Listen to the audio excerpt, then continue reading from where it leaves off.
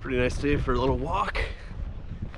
So we got the Chasing ROV in the back here, and we're going to go to the dock at Sasamat Lake here. It's a little bit of a walk. I know sometimes Henry gets permission to drive right there. Must be nice. I'm sure I could have asked, but a little walk in the sunshine, never hurt anyone. It's actually really nice in here. So yeah, the goal today is to take the ROV down to the depths there. I think it's only like 60 feet, so not crazy deep, but should be a good spot to find some treasure and maybe pull up a bit of trash. So I've never actually done this walk before, but this looks like a place where people probably drop stuff as well. Oh yeah, one can right there. I wonder, I got the fancy selfie stick here.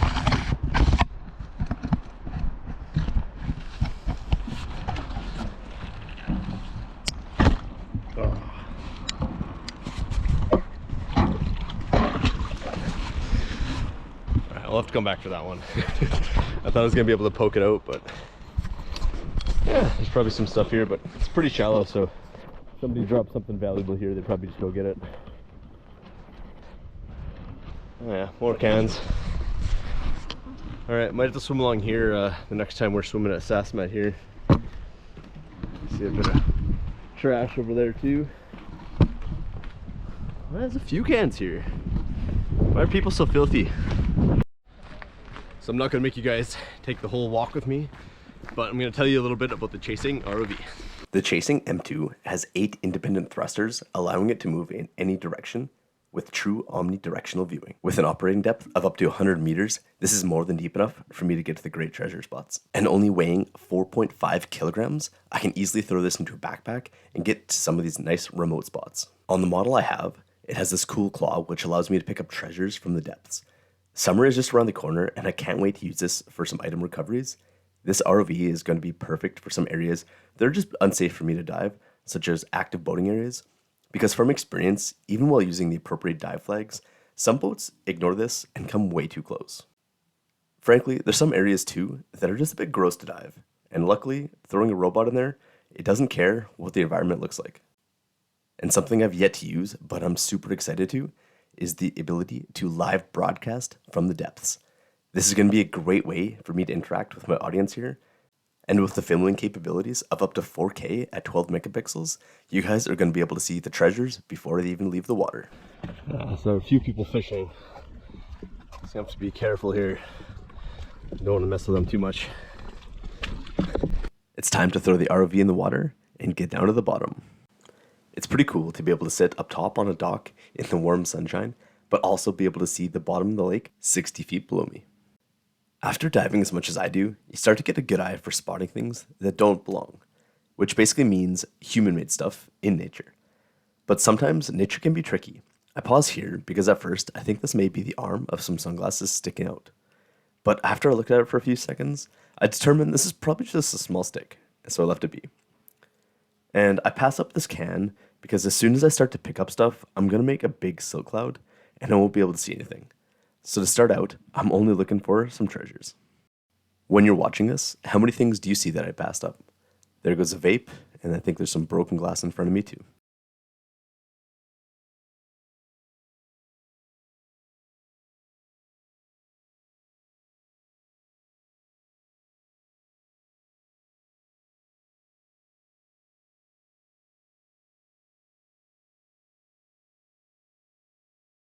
All right, let's slow this down for 5 seconds. Do you see what I'm going to grab?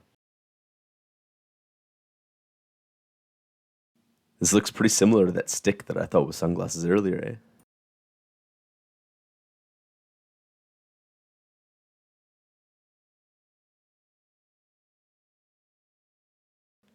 I know this area has been cleaned a couple times in the past year, so I wasn't expecting to find a ton of stuff.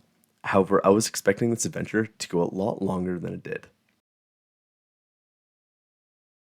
On my way up here, with the sunlight shining down, you can see bits of fishing line hanging up and down all these chains here. Well, that's the stuff that you can see, and it turns out there is a lot of that. And on my second drop down, after I put these sunglasses away, it gets a little hairy.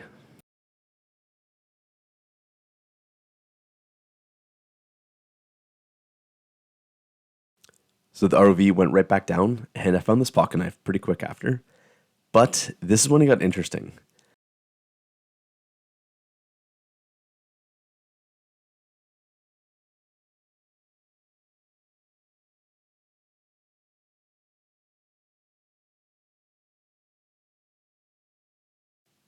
So as you can see, I'm on my way up, and it looks like I'm a pretty good distance away from these chains or fishing line.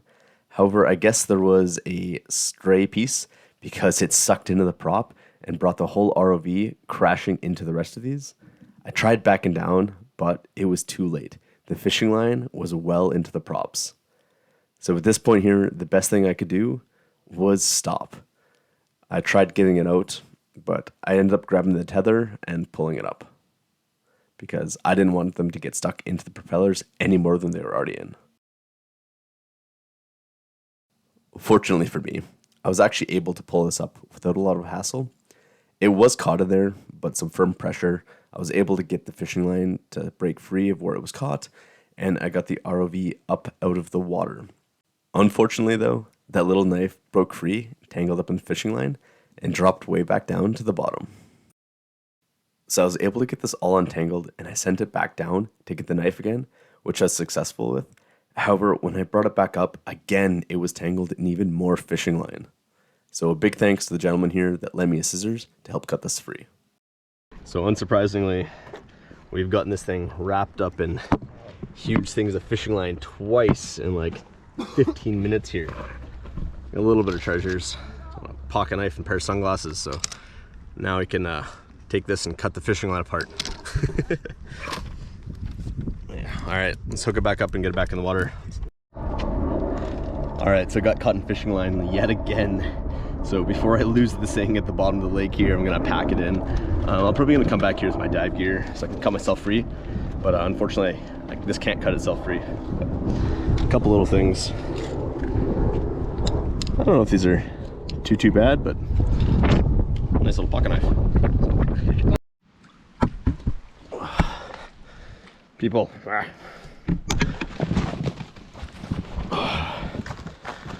right.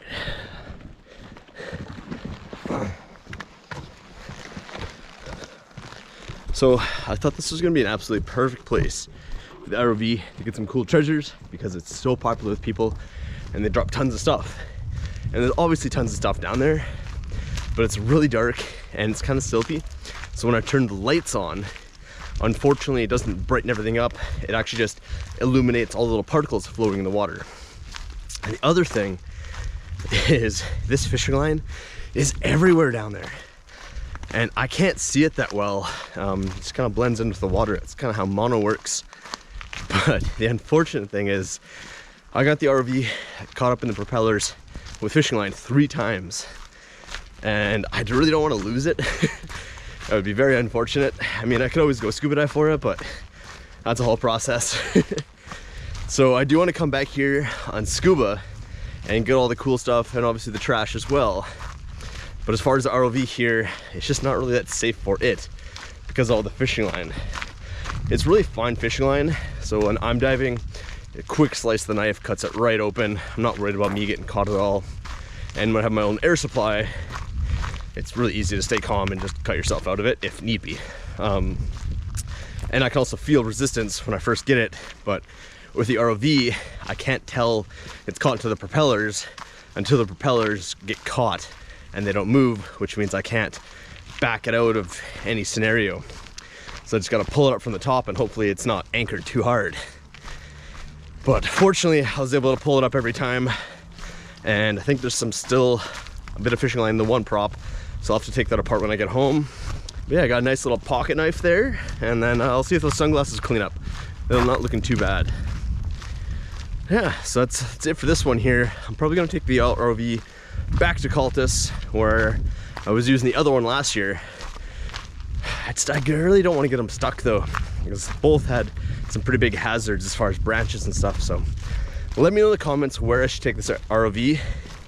Ideally more than like, I don't know, 70, 80 feet, kind of deeper than I want to be doing trash dives while on scuba, but like shallower than 150 feet, just because I have 300 feet of line, but you don't go straight down. Usually you're kind of going like this, so that takes up a lot of line as well. So yeah, those are kind of the ideal places I want to take this ROV with. So in the comments, give me some ideas. I'm definitely open anywhere where there's cliff jumps or rope swings. Those are always fun, but ideally somewhere deeper than I can free dive or comfortably scuba, because then what's the point really? All right guys, thanks for watching. Till next time, take care.